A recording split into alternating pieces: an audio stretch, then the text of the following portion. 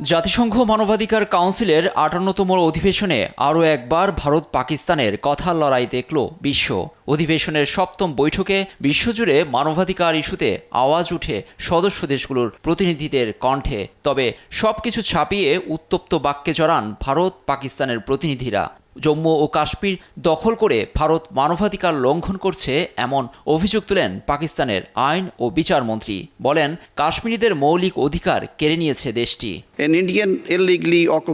জম্মু ও কাশ্মীরের ওপর ভারতের অবৈধ দখলদারিত্ব ও সেখানকার জনগণকে যেমনভাবে দমন-পীড়ন চালানো হয় তার নিন্দা জানাচ্ছি।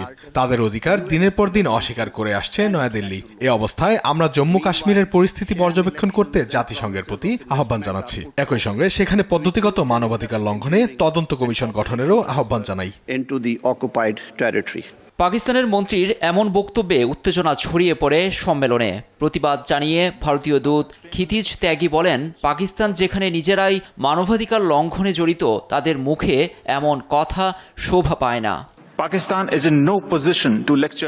পাকিস্তান এমন একটি দেশ যেখানে মানবাধিকার প্রতিনিয়ত লঙ্ঘিত হচ্ছে, সংখ্যালঘুদের উপর নির্যাতন চলে এবং গণতান্ত্রিক মূল্যবোধকে দুর্বল করে রেখেছে সেখানকার রাষ্ট্রীয় কাঠামো। ওই দেশই আবার আশ্রয় দেয় নিষিদ্ধ সন্ত্রাসীদের। আমার মনে হয় কাউকে জ্ঞান দেওয়ার মতো অবস্থানে নেই ইসলামাবাদ। পাকিস্তানের বক্তব্যে ভণ্ডামি ছাড়া কিছুই নেই।